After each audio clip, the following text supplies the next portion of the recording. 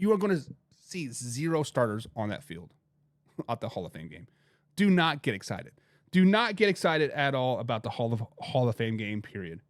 Do not get excited. But guys, it is Tuesday, and that means it's time for Overreaction Tuesday. Overreaction Tuesday is very, very simple. I've been out scouring the old interwebs. I've been on Discord. I've been on Reddit, Twitter, Facebook. I'm on everywhere. Sometimes I'm an alias. Sometimes I'm actually myself. You never know who you're talking to, so watch your P's and Q's, baby. But we're going to put out some questions, and we're going to determine if it's an overreaction, like, hey, that's not going to happen, or if it's an underreaction, like, hey, wait a second, slow it down, baby.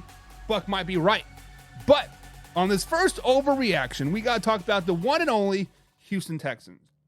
We got to talk about this team that came out of nowhere in 2023. They had the second and the third overall pick, and they did make the playoffs last season. They actually did beat the Browns in the wild card round, was tied with the Baltimore Ravens going to halftime, of course, and they shit the bed. But, guys, is it an overreaction or is it an underreaction that the Texans are a serious threat in the AFC? So when we look at the Houston Texans, they've kind of had a pretty big offseason.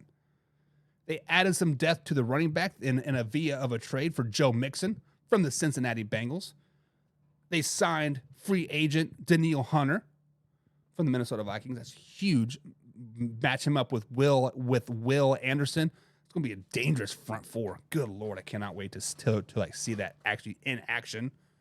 Re-signed Dalton Schultz. Yeah, kind of a down year, but he's still a veteran tight end presence there. Signed a C.J. Henderson, the cornerback, just to name a few. The last few seasons, the Texans have been signing a bunch of value guys, and they've been getting the best out of them, i.e. maybe the Patriot effect a little bit. But when we look at them as a serious threat in the AFC, we have to see, can they compete with the Chiefs? Can they compete with the Ravens? Can they compete with the Steelers and the Bills? If you can compete with those teams, that would make you a serious threat. In my eyes, guys, this is an overreaction. Yes, they did finish in their division last season. Yes, they did win a playoff game. Yes, they made the playoffs, right? But they had the 5th easiest schedule in 2023. When you go to the 5th easiest schedule to now one of the hardest schedules in the NFL, we're going to see really how good you are. Let's look at some of the teams that they play this season. Just at home. Obviously, they'll play the Colts, they'll play the Titans, and they'll play the Jaguars, division foes. But this is out of division. At home, they play the Ravens, they play the Bills, Lions, Dolphins, and Bears. That could very easily be 5 losses at home. 5 losses right there off like off the bat. We anticipate the Ravens being hella freaking good. Buffalo Bills are still the Buffalo Bills. Look what they did second half of the season. They coming. Detroit Lions, fresh off the NFC Championship appearance, they're probably going to be back. Dolphins, if they shine OBJ, they're going to be the highest flying offense in the NFL, and they have the best back 4 in the NFL.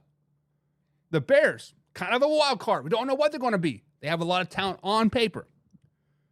Then we look at the teams that they got to play on the road. They got to play the Dallas Cowboys. Oh, you can say what you want about the Dallas Cowboys, but at home, they're a very, very good team. Green Bay Packers start off slow last season, beat the Dallas Cowboys in the playoffs. They are there. Packers are back. Then you play the Vikings, kind of a wild card. The Jets should be good with Aaron Rodgers back, right? They should be. The defense is back. They've had a great offensive line. Jets should be good. And the Patriots, a true wild card. We don't know what we're going to get out of the New England Patriots this season. So are they a serious threat in the AFC? Guys, this is an overreaction. Slow it down, baby. Just because they made the playoffs last season, just because they won a playoff game, doesn't mean shit in my book. You had the 5th easiest schedule. You go from the easiest to the hardest schedule. Let's see what CJ Stroud is now.